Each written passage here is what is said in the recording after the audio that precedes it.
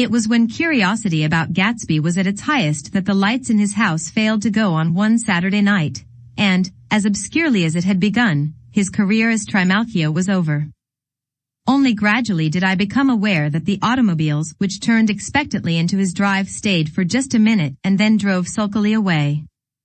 Wondering if he were sick, I went over to find out. An unfamiliar butler with a villainous face squinted at me suspiciously from the door. "Is Mr. Gatsby sick?" "Nope." After a pause he added "sir" in a dilatory, grudging way. I hadn't seen him around, and I was rather worried. "Tell him Mr. Carraway came over." "Who?" he demanded rudely. "Carraway." "Carraway." "All right, I'll tell him." Abruptly, he slammed the door. My Finn informed me that Gatsby had dismissed every servant in his house a week ago and replaced them with half a dozen others, who never went into West Egg Village to be bribed by the tradesmen, but ordered moderate supplies over the telephone. The grocery boy reported that the kitchen looked like a pigsty, and the general opinion in the village was that the new people weren't servants at all. Next day Gatsby called me on the phone. "Going away?" I inquired. "No, old sport. I hear you fired all your servants." I wanted somebody who wouldn't gossip. Daisy comes over quite often, in the afternoons. So the whole caravansary had fallen in like a card house at the disapproval in her eyes. There's some people Wolfsheim wanted to do something for. They're all brothers and sisters. They used to run a small hotel. I see. He was calling up at Daisy's request. Would I come to lunch at her house tomorrow? Miss Baker would be there. Half an hour later Daisy herself telephoned and seemed relieved to find that I was coming. Something was up. And yet I couldn't believe that they would choose this occasion for a scene, especially for the rather harrowing scene that Gatsby had outlined in the garden.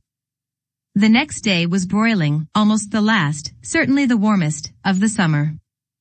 As my train emerged from the tunnel into sunlight, only the hot whistles of the National Biscuit Company broke the simmering hush at noon. The straw seats of the car hovered on the edge of combustion. The woman next to me perspired delicately for a while into her white shirtwaist, and then, as her newspaper dampened under her fingers, lapsed despairingly into deep heat with a desolate cry. Her pocketbook slapped to the floor. "Oh, my!" she gasped. I picked it up with a weary bend and handed it back to her, holding it at arm's length and by the extreme tip of the corners to indicate that I had no designs upon it, but everyone nearby, including the woman, suspected me just the same. "Hot," said the conductor to familiar faces. "Some weather." "Hot. Hot. Hot. Is it hot enough for you? Is it hot? Is it?" My commutation ticket came back to me with a dark stain from his hand. That anyone should care in this heat whose flushed lips he kissed, whose head made damp the pajama pocket over his heart. Through the hall of the Buchanan's house blew a faint wind, carrying the sound of the telephone bell out to Gatsby and me as we waited at the door. "The master's body?" roared the butler into the mouthpiece. "I'm sorry, madam, but we can't furnish it. It's far too hot to touch this noon." What he really said was, "Yes. Yes. I'll see." He set down the receiver and came toward us, glistening slightly, to take our stiff straw hats. "Madam expects you in the salon," he cried, needlessly indicating the direction. In this heat every extra gesture was an affront to the common store of life. The room, shadowed well with awnings, was dark and cool. Daisy and Jordan lay upon an enormous couch, like silver idols weighing down their own white dresses against the singing breeze of the fans. "We can't move," they said together. Jordan's fingers, powdered white over their tan, rested for a moment in mine. "And Mr. Thomas Buchanan, the athlete?" I inquired. Simultaneously I heard his voice, gruff, muffled, husky, at the hall telephone. Gatsby stood in the center of the crimson carpet and gazed around with fascinated eyes. Daisy watched him and laughed, her sweet, exciting laugh, a tiny gust of powder rose from her bosom into the air. "The rumor is," whispered Jordan, "that's Tom's girl on the telephone." We were silent. The voice in the hall rose high with annoyance. "Very well, then, I won't sell you the car at all. I'm under no obligations to you at all, and as for your bothering me about it at lunchtime, I won't stand that at all." Holding down the receiver, said Daisy cynically. "No, he's not," I assured her. "It's a bona fide deal. I happen to know about it." Tom flung open the door, blocked out its space for a moment with his thick body, and hurried into the room.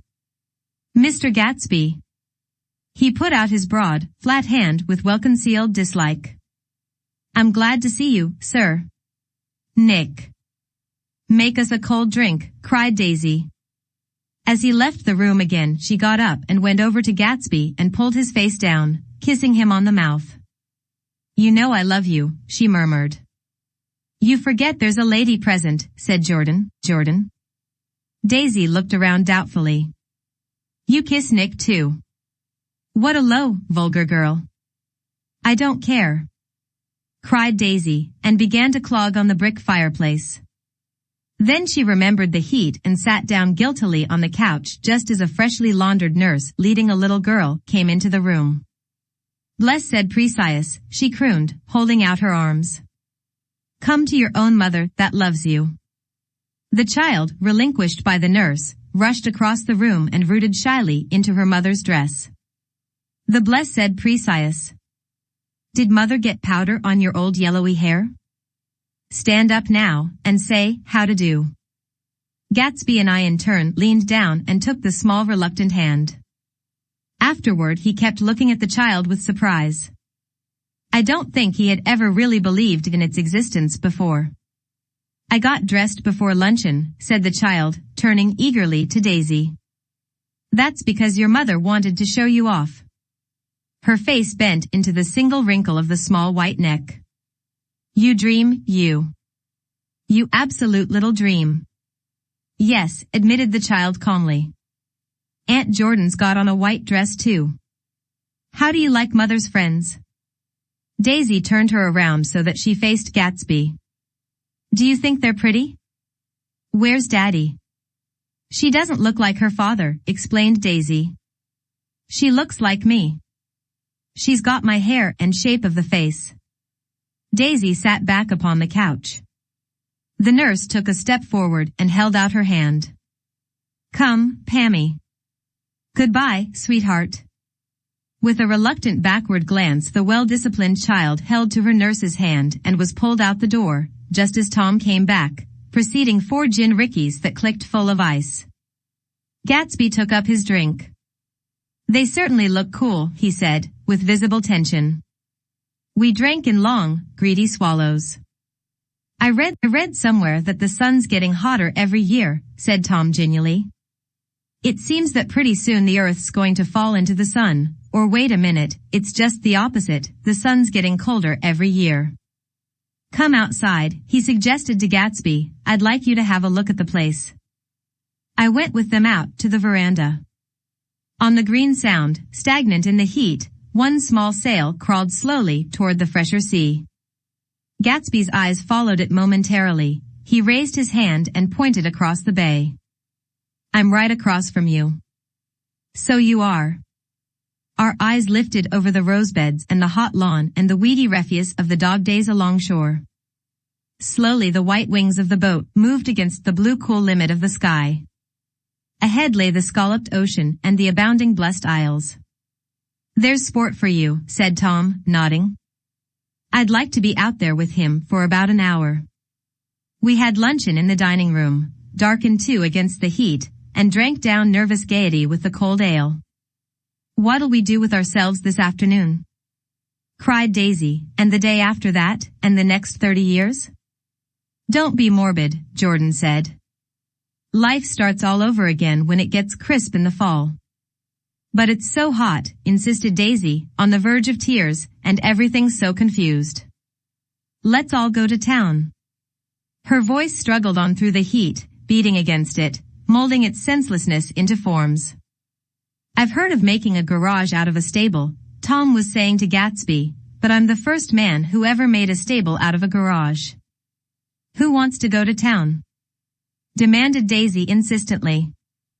Gatsby's eyes floated toward her. Ah, she cried, you look so cool. Their eyes met, and they stared together at each other, alone in space. With an effort she glanced down at the table. You always look so cool, she repeated. She had told him that she loved him, and Tom Buchanan saw.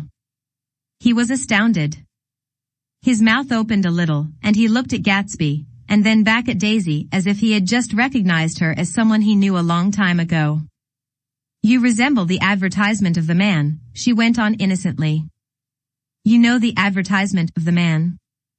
All right, broke in Tom quickly, I'm perfectly willing to go to town. Come on, we're all going to town. He got up, his eyes still flashing between Gatsby and his wife. No one moved. Come on. His temper cracked a little. What's the matter, anyhow? If we're going to town, let's start. His hand, trembling with his effort at self-control, bore to his lips the last of his glass of ale. Daisy's voice got us to our feet and out onto the blazing gravel drive. Are we just going to go? She objected. Like this? Aren't we going to let anyone smoke a cigarette first? Everybody smoked all through lunch. Oh, let's have fun, she begged him. It's too hot to fuss. He didn't answer. Have it your own way, she said. Come on, Jordan. They went upstairs to get ready while we three men stood there shuffling the hot pebbles with our feet. A silver curve of the moon hovered already in the western sky. Gatsby started to speak, changed his mind, but not before Tom wheeled and faced him expectantly. Have you got your stables here? Asked Gatsby with an effort. About a quarter of a mile down the road. Oh. A pause. I don't see the idea of going to town, broke out Tom savagely. Women get these notions in their heads? Shall we take anything to drink? Called Daisy from an upper window. I'll get some whiskey, answered Tom. He went inside. Gatsby turned to me rigidly. I can't say anything in his house, old sport. She's got an indiscreet voice, I remarked. It's full of, I hesitated. Her voice is full of money, he said suddenly. That was it. I'd never understood before. It was full of money, that was the inexhaustible charm that rose and fell in it, the jingle of it, the cymbals' song of it. High in a white palace the king's daughter, the golden girl. Tom came out of the house wrapping a quart bottle in a towel, followed by Daisy and Jordan wearing small tight hats of metallic cloth and carrying light capes over their arms. Shall we all go in my car? Suggested Gatsby. He felt the hot, green leather of the seat. I ought to have left it in the shade. Is it standard shift? Demanded Tom. Yes. Well, you take my coupe and let me drive your car to town. The suggestion was distasteful to Gatsby. I don't think there's much gas, he objected. Plenty of gas, said Tom boisterously. He looked at the gauge. And if it runs out, I can stop at a drugstore. You can buy anything at a drugstore nowadays. A pause followed this apparently pointless remark. Daisy looked at Tom frowning, and an indefinable expression, at once definitely unfamiliar and vaguely recognizable, as if I had only heard it described in words, passed over Gatsby's face. Come on, Daisy, said Tom, pressing her with his hand toward Gatsby's car. I'll take you in this circus wagon. He opened the door, but she moved out from the circle of his arm. You take Nick and Jordan. We'll follow you in the coupe. She walked close to Gatsby, touching his coat with her hand. Jordan and Tom and I got into the front seat of Gatsby's car. Tom pushed the unfamiliar gears tentatively, and we shot off into the oppressive heat, leaving them out of sight behind. Did you see that? Demanded Tom. See what? He looked at me keenly, realizing that Jordan and I must have known all along. You think I'm pretty dumb, don't you? He suggested. Perhaps I am, but I have almost a second sight, sometimes, that tells me what to do. Maybe you don't believe that, but science. He paused. The immediate contingency overtook him, pulled him back from the edge of theoretical abyss. I've made a small investigation of this fellow, he continued. I could have gone deeper if I'd known. Do you mean you've been to a medium? Inquired Jordan humorously. What? Confused, he stared at us as we laughed. A medium? About Gatsby. About Gatsby? No, I haven't. I said I'd been making a small investigation of his past. And you found he was an Oxford man, said Jordan helpfully. An Oxford man. He was incredulous. Like hell he is. He wears a pink suit. Nevertheless, he's an Oxford man. Oxford, New Mexico, snorted Tom contemptuously, or something like that. Listen, Tom. If you're such a snob, why did you invite him to lunch? Demanded Jordan crossly. Daisy invited him. She knew him before we were married, God knows where. We were all irritable now with the fading ale, and aware of it we drove for a while in silence. Then as Dr. T.J. Eckelberg's faded eyes came into sight down the road, I remembered Gatsby's caution about gasoline. We've got enough to get us to town, said Tom. But there's a garage right here, objected Jordan. I don't want to get stalled in this baking heat. Tom threw on both brakes impatiently, and we slid to an abrupt dusty stop under Wilson's sign. After a moment the proprietor emerged from the interior of his establishment and gazed hollow-eyed at the car. Let's have some gas, cried Tom roughly. What do you think we stopped for, to admire the view? I'm sick, said Wilson without moving. Been sick all day. What's the matter? I'm all run down. Well, shall I help myself? Tom demanded. You sounded well enough on the phone. With an effort Wilson left the shade and support of the doorway and, breathing hard, unscrewed the cap of the tank. In the sunlight his face was green. I didn't mean to interrupt your lunch, he said. But I need money pretty bad, and I was wondering what you were going to do with your old car. How do you like this one? Inquired Tom. I bought it last week. It's a nice yellow one, said Wilson, as he strained at the handle. Like to buy it? Big chance, Wilson smiled faintly. No, but I could make some money on the other. What do you want money for, all of a sudden? I've been here too long.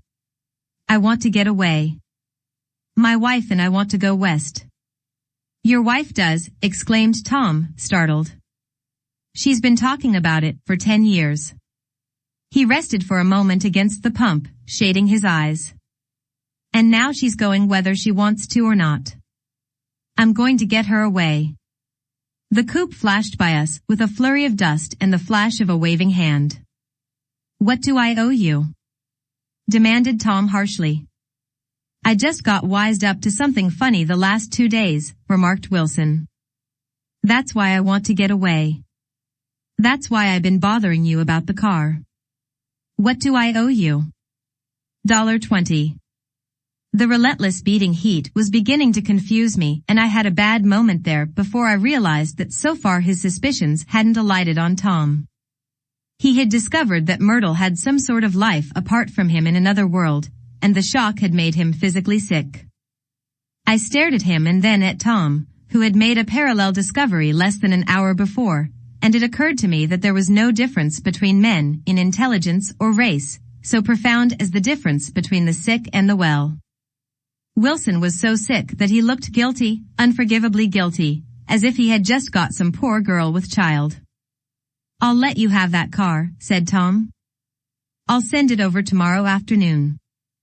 That locality was always vaguely disquieting, even in the broad glare of afternoon, and now I turned my head as though I had been warned of something behind. Over the ash heaps the giant eyes of Dr. T.J. Eckelberg kept their vigil, but I perceived, after a moment, that other eyes were regarding us with peculiar intensity from less than 20 feet away. In one of the windows over the garage, the curtains had been moved aside a little, and Myrtle Wilson was peering down at the car. So engrossed was she that she had no consciousness of being observed, and one emotion after another crept into her face like objects into a slowly developing picture. Her expression was curiously familiar. It was an expression I had often seen on women's faces, but on Myrtle Wilson's face it seemed purposeless and inexplicable until I realized that her eyes, wide with jealous terror, were fixed not on Tom, but on Jordan Baker, whom she took to be his wife. There is no confusion like the confusion of a simple mind, and as we drove away Tom was feeling the hot whips of panic. His wife and his mistress, until an hour ago secure and inviolate, were slipping precipitately from his control. Instinct made him step on the accelerator with the double purpose of overtaking Daisy and leaving Wilson behind, and we sped along toward Astoria at 50 miles an hour, until, among the spidery girders of the elevated, we came in sight of the easygoing blue coupe. "Those big movies around 50th Street are cool," suggested Jordan. "I love New York on summer afternoons when everyone's away. There's something very sensuous about it, overripe, as if all sorts of funny fruits were going to fall into your hands." The word sensuous had the effect of further disquieting Tom, but before he could invent a protest the coupe came to a stop, and Daisy signaled us to draw up alongside. "Where are we going?" she cried. "How about the movies?" "It's so hot," she complained. "You go. We'll ride around and meet you after." With an effort her wit rose faintly. "We'll meet you on some corner. I'll be the man smoking 2 cigarettes. "We can't argue about it here," Tom said impatiently, as a truck gave out a cursing whistle behind us. "You follow me to the south side of Central Park, in front of the plaza." Several times he turned his head and looked back for their car, and if the traffic delayed them he slowed up until they came into sight.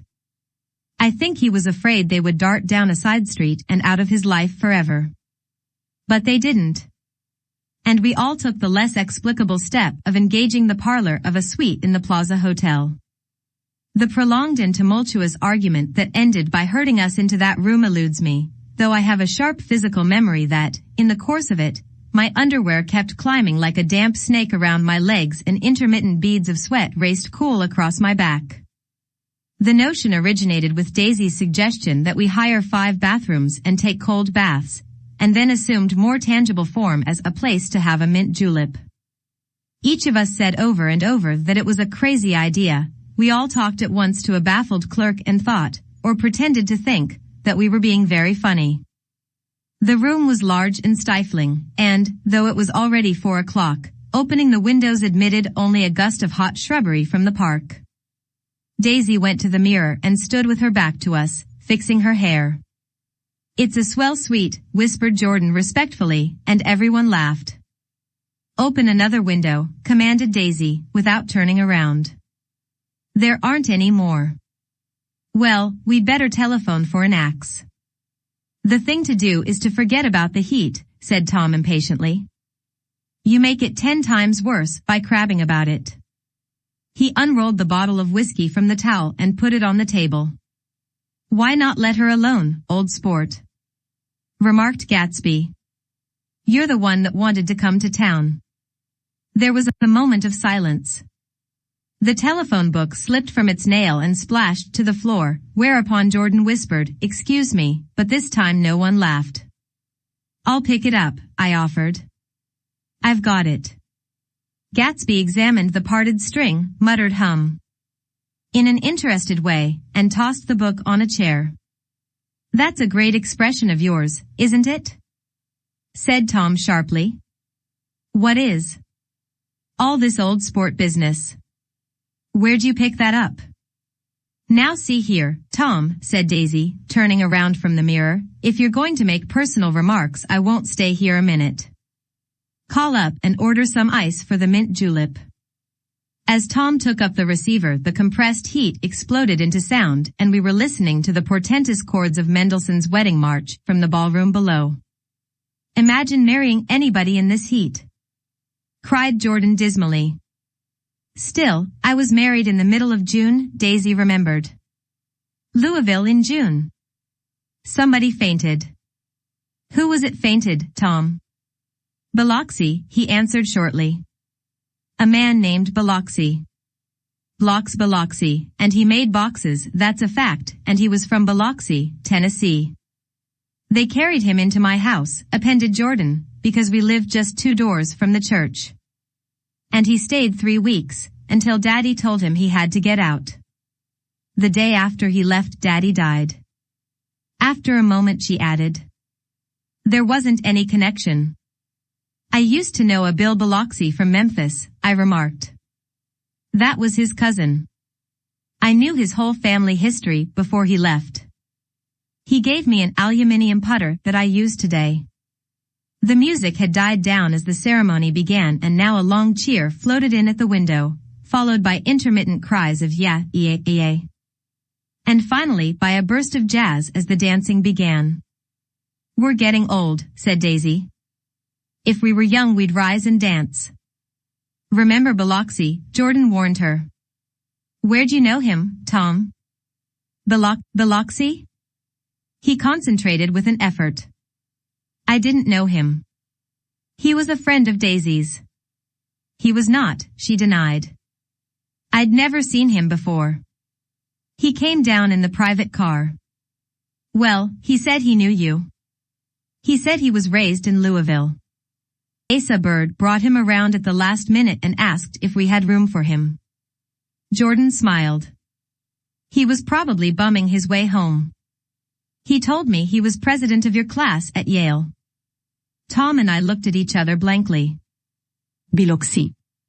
"First place, we didn't have any president." Gatsby's foot beat a short, restless tattoo and Tom eyed him suddenly.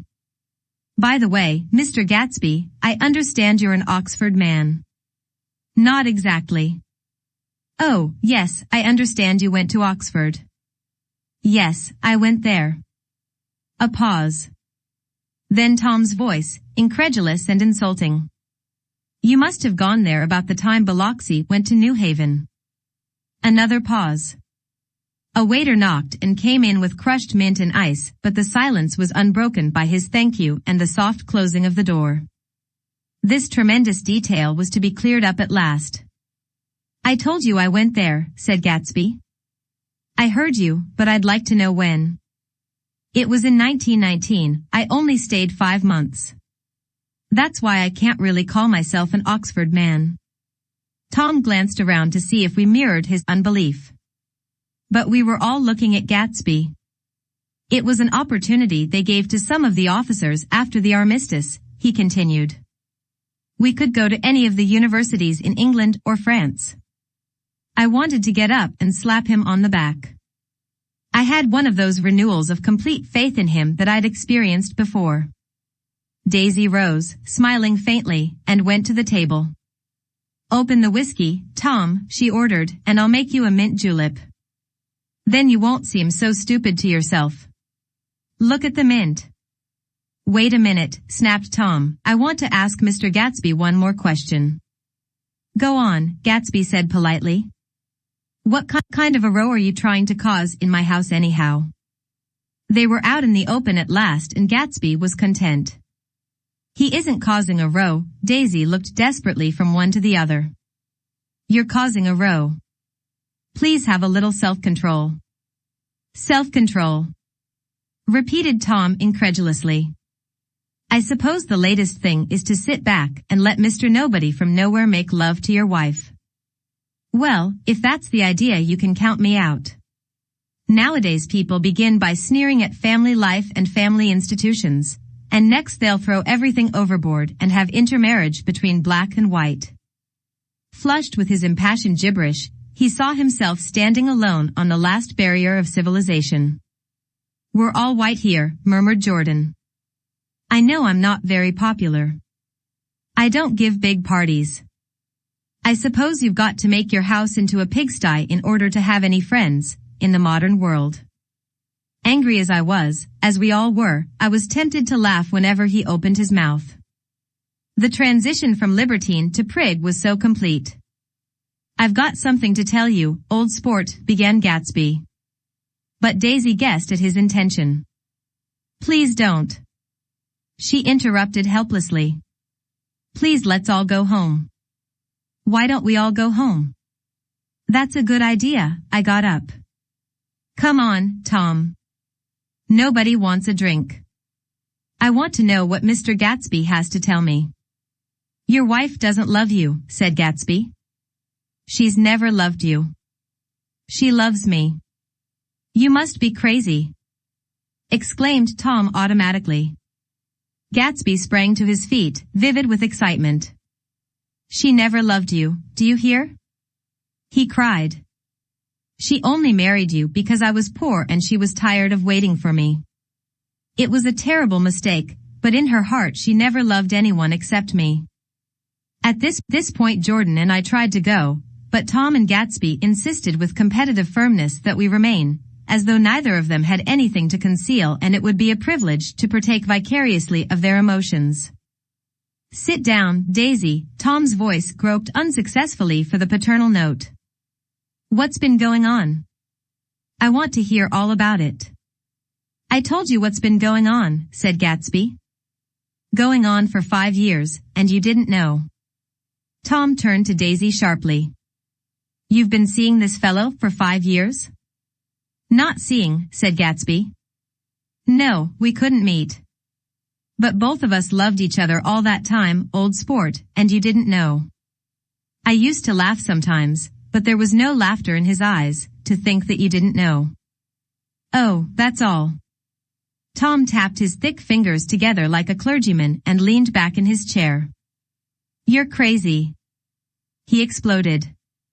"I can't speak about what happened 5 years ago, because I didn't know Daisy then, and I'll be damned if I see how you got within a mile of her unless you brought the groceries to the back door.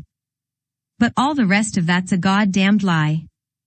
Daisy loved me when she married me, and she loves me now." "No," said Gatsby, shaking his head. "She does, though. The trouble is that sometimes she gets foolish ideas in her head and doesn't know what she's doing." He nodded sagely. "And what's more, I love Daisy too. Once in a while I go off on a spree and make a fool of myself, but I always come back, and in my heart I love her all the time." "You're revolting," said Daisy. She turned to me, and her voice, dropping an octave lower, filled the room with thrilling scorn. "Do you know why we left Chicago? I'm surprised that they didn't treat you to the story of that little spree." Gatsby walked over and stood beside her. "Daisy, that's all over now," he said earnestly. "It doesn't matter anymore. Just tell him the truth, that you never loved him, and it's all wiped out forever." She looked at him blindly. "Why, how could I love him, possibly? You never loved him." She hesitated. Her eyes fell on Jordan and me with a sort of appeal, as though she realized at last what she was doing, and as though she had never, all along, intended doing anything at all. But it was done now. It was too late. "I never loved him," she said, with perceptible reluctance. "Not at Kapiolani?" demanded Tom suddenly. "No." From the ballroom beneath, muffled and suffocating chords were drifting up on hot waves of air. "Not that day I carried you down from the punch bowl to keep your shoes dry?" There was a husky tenderness in his tone. "Daisy? Please don't." Her voice was cold, but the rancor was gone from it. She looked at Gatsby. "There, Jay," she said, but her hand as she tried to light a cigarette was trembling. Suddenly she threw the cigarette and the burning match on the carpet. "Oh, you want too much," she cried to Gatsby. "I love you now, isn't that enough? I can't help what's past." She began to sob helplessly. "I did love him once, but I loved you too." Gatsby's eyes opened and closed. "You loved me too?" he repeated. "Even that's a lie," said Tom savagely. "She didn't know you were alive. Why, there's things between Daisy and me that you'll never know, things that neither of us can ever forget." The words seemed to bite physically into Gatsby. I want to speak to Daisy alone, he insisted. She's all excited now. Even alone I can't say I never loved Tom, she admitted in a pitiful voice. It wouldn't be true. Of course it wouldn't, agreed Tom. She turned to her husband. As if it mattered to you, she said. Of course it matters. I'm going to take better care of you from now on. You don't understand, said Gatsby, with a touch of panic. You're not going to take care of her anymore. I'm not? Tom opened his eyes wide and laughed. He could afford to control himself now. Why's that? Daisy's leaving you. Nonsense. I am, though, she said with a visible effort. She's not leaving me. Tom's words suddenly leaned down over Gatsby. Certainly not for a common swindler who'd have to steal the ring he put on her finger. I won't stand this, cried Daisy. Oh, please let's get out. Who are you, anyhow? Broke out Tom. You're one of that bunch that hangs around with Meyer Wolfsheim, that much I happen to know. I've made a little investigation into your affairs, and I'll carry it further tomorrow. You can suit yourself about that, old sport, said Gatsby steadily. I found out what your drugstores were. He turned to us and spoke rapidly. He and this Wolfsheim bought up a lot of side street drugstores here and in Chicago and sold grain alcohol over the counter. That's one of his little stunts. I picked him for a bootlegger the first time I saw him, and I wasn't far wrong. What about it? Said Gatsby politely. I guess your friend Walter Chase wasn't too proud to come in on it. And you left him in the lurch, didn't you? You let him go to jail for a month over in New Jersey. God. You ought to hear Walter on the subject of you. He came to us dead broke. He was very glad to pick up some money, old sport. Don't you call me old sport, cried Tom. Gatsby said nothing. Walter could have you up on the betting laws too, but Wolfsheim scared him into shutting his mouth. That unfamiliar yet recognizable look was back again in Gatsby's face. That drugstore business was just small change, continued Tom slowly, but you've got something on now that Walter's afraid to tell me about. I glanced at Daisy, who was staring terrified between Gatsby and her husband, and at Jordan, who had begun to balance an invisible but absorbing object on the tip of her chin. Then I turned back to Gatsby, and was startled at his expression. He looked, and this is said in all contempt for the babbled slander of his garden, as if he had killed a man. For a moment the set of his face could be described in just that fantastic way. It passed, and he began to talk excitedly to Daisy, denying everything, defending his name against accusations that had not been made. But with every word she was drawing further and further into herself, so he gave that up, and only the dead dream fought on as the afternoon slipped away, trying to touch what was no longer tangible, struggling unhappily, undespairingly, toward that lost voice across the room. The voice begged again to go. Please say Tom. I can't stand this anymore. Her frightened eyes told that whatever intentions, whatever courage she had had, were definitely gone. You two start on home, Daisy, said Tom. In Mr. Gatsby's car. She looked at Tom, alarmed now, but he insisted with magnanimous scorn. Go on. He won't annoy you. I think he realizes that his presumptuous little flirtation is over. They were gone, without a word, snapped out, made accidental, isolated, like ghosts, even from our pity. After a moment Tom got up and began wrapping the unopened bottle of whiskey in the towel.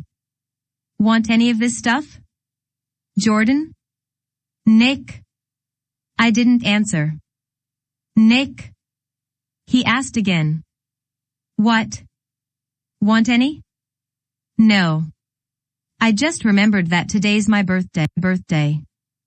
I was 30. Before me stretched the portentous, menacing road of a new decade. It was 7 o'clock when we got into the coupe with him and started for Long Island. Tom talked incessantly, exulting and laughing, but his voice was as remote from Jordan and me as the foreign clamor on the sidewalk or the tumult of the elevated overhead. Human sympathy has its limits, and we were content to let all their tragic arguments fade with the city lights behind. 30. The promise of a decade of loneliness, a thinning list of single men to know, a thinning briefcase of enthusiasm, thinning hair.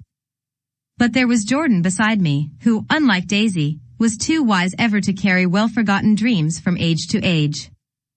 As we passed over the dark bridge, her wan face fell lazily against my coat's shoulder, and the formidable stroke of 30 died away with the reassuring pressure of her hand. So we drove on toward death through the cooling twilight. The young Greek, Michaelis, who ran the coffee joint beside the ash heaps, was the principal witness at the inquest. He had slept through the heat until after 5, when he strolled over to the garage, and found George Wilson sick in his office, really sick, pale as his own pale hair and shaking all over. Michaelis advised him to go to bed, but Wilson refused, saying that he'd miss a lot of business if he did. While his neighbor was trying to persuade him, a violent racket broke out overhead. "I've got my wife locked in up there," explained Wilson calmly. "She's going to stay there till the day after tomorrow, and then we're going to move away." Michaelis was astonished. They had been neighbors for 4 years, and Wilson had never seemed faintly capable of such a statement. Generally, he was one of these worn-out men. When he wasn't working, he sat on a chair in the doorway and stared at the people and the cars that passed along the road. When anyone spoke to him, he invariably laughed in an agreeable, colorless way. He was his wife's man and not his own. So naturally Michaelis tried to find out what had happened, but Wilson wouldn't say a word. Instead, he began to throw curious, suspicious glances at his visitor and ask him what he'd been doing at certain times on certain days. Just as the latter was getting uneasy, some workmen came past the door bound for his restaurant, and Michaelis took the opportunity to get away, intending to come back later. But he didn't. He supposed he forgot to, that's all. When he came outside again, a little after 7, he was reminded of the conversation because he heard Mrs. Wilson's voice, loud and scolding, downstairs in the garage. "Beat me." He heard her cry. "Throw me down and beat me, you dirty little coward." A moment later she rushed out into the dusk, waving her hands and shouting. Before he could move from his door, the business was over. The death car, as the newspapers called it, didn't stop. It came out of the gathering darkness, wavered tragically for a moment, and then disappeared around the next bend. Mavro Michaelis wasn't even sure of its color. He told the first policeman that it was light green. The other car, the one going toward New York, came to rest 100 yards beyond, and its driver hurried back to where Myrtle Wilson, her life violently extinguished, knelt in the road and mingled her thick dark blood with the dust. Michaelis and this man reached her first, but when they had torn open her shirtwaist, still damp with perspiration, they saw that her left breast was swinging loose like a flap, and there was no need to listen for the heart beneath. The mouth was wide open and ripped a little at the corners, as though she had choked a little in giving up the tremendous vitality she had stored so long. We saw the 3 or 4 automobiles and the crowd when we were still some distance away. "Wreck," said Tom. "That's good. Wilson'll have a little business at last." He slowed down, but still without any intention of stopping, until, as we came nearer, the hushed, intent faces of the people at the garage door made him automatically put on the brakes. "We'll take a look," he said doubtfully, "just a look." I became aware now of a hollow, wailing sound which issued incessantly from the garage, a sound which as we got out of the coupe and walked toward the door resolved itself into the words, "Oh, my God," uttered over and over in a gasping moan. "There's some bad trouble here," said Tom excitedly. He reached up on tiptoes and peered over a circle of heads into the garage, which was lit only by a yellow light in a swinging metal basket overhead.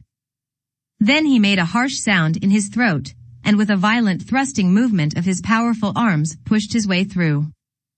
The circle closed up again with a running murmur of expostulation. It was a minute before I could see anything at all.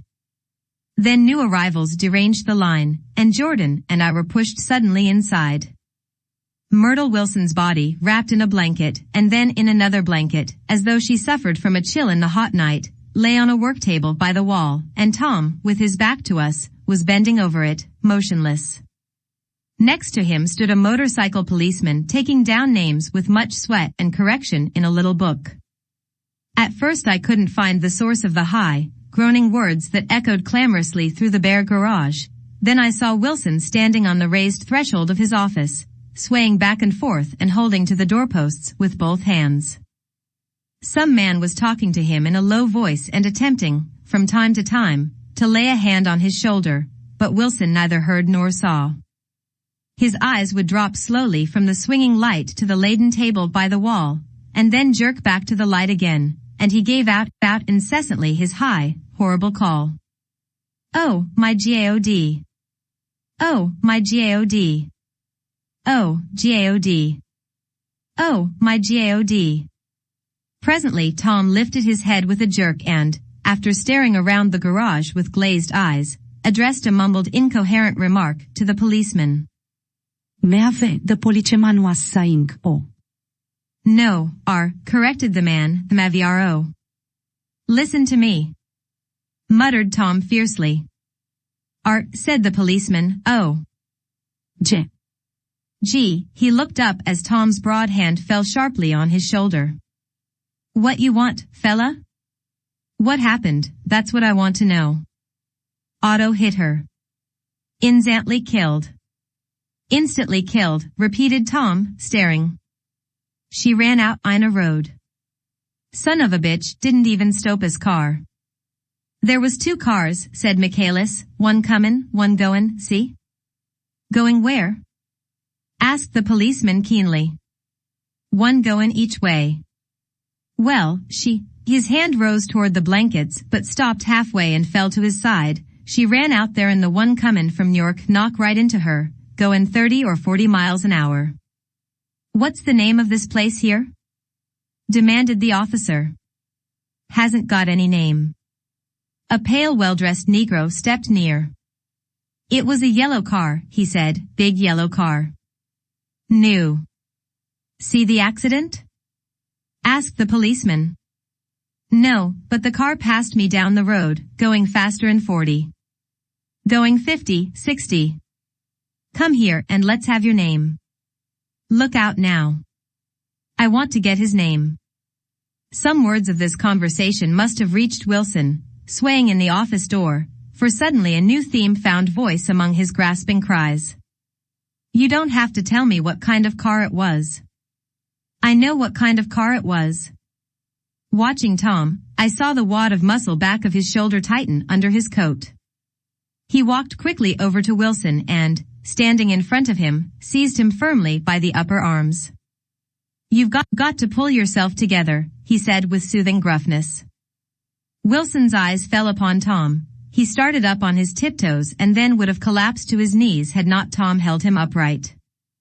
"Listen," said Tom, shaking him a little. "I just got here a minute ago, from New York. I was bringing you that coupe we've been talking about. That yellow car I was driving this afternoon wasn't mine, do you hear? I haven't seen it all afternoon." Only the Negro and I were near enough to hear what he said, but the policeman caught something in the tone and looked over with truculent eyes. "What's all that?" he demanded. "I'm a friend of his." Tom turned his head but kept his hands firm on Wilson's body. "He says he knows the car that did it. It was a yellow car."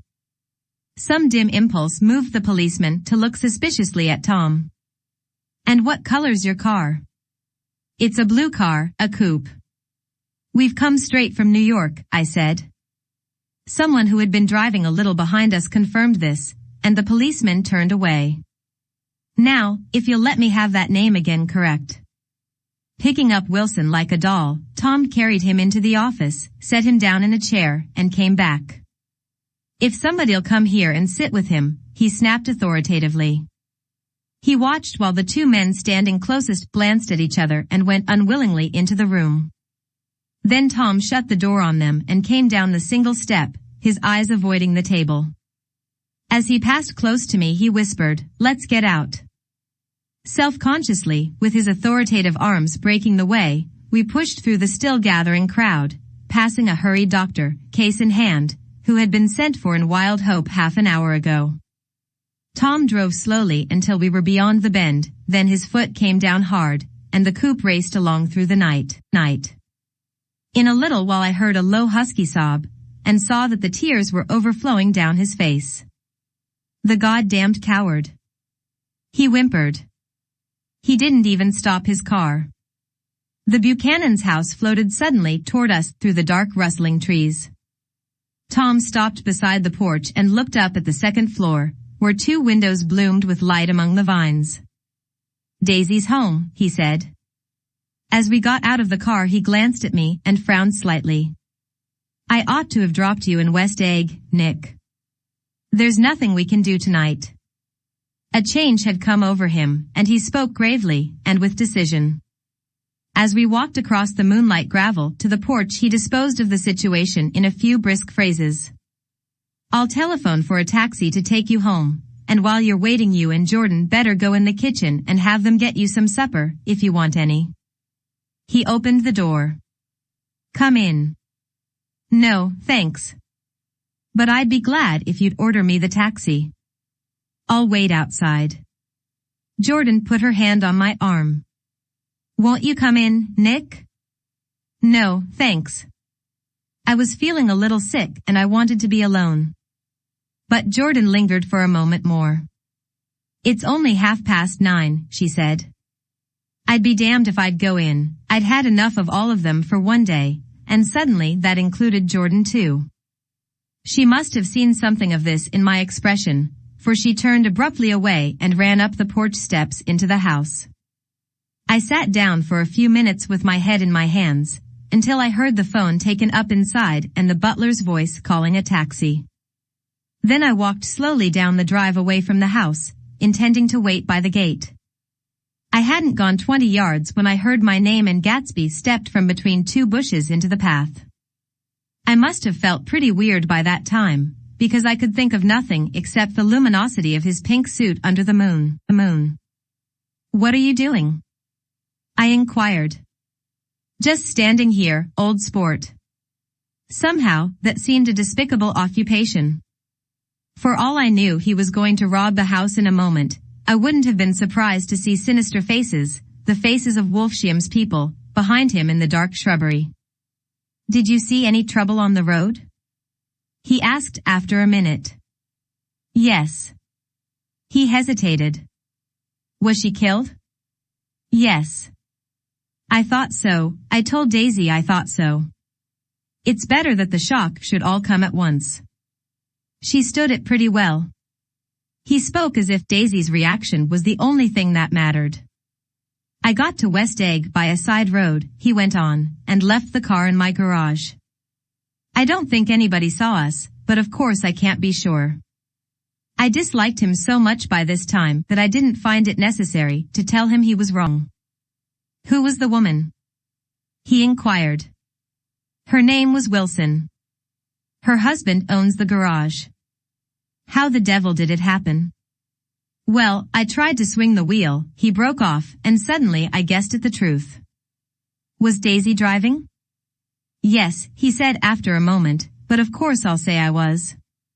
You see, when we left New York she was very nervous and she thought it would steady her to drive, and this woman rushed out at us just as we were passing a car coming the other way.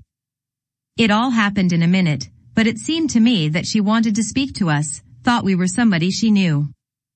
Well, first Daisy turned away from the woman toward the other car, and then she lost her nerve and turned back.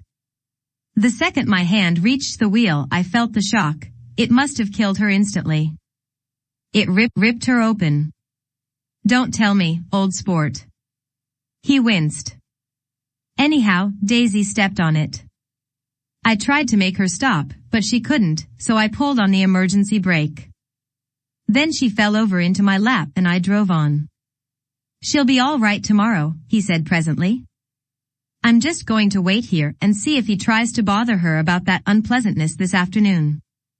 She's locked herself into her room, and if he tries any brutality she's going to turn the light out and on again. He won't touch her, I said.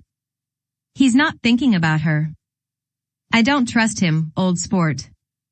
How long are you going to wait? All night, if necessary. Anyhow, till they all go to bed. A new point of view occurred to me.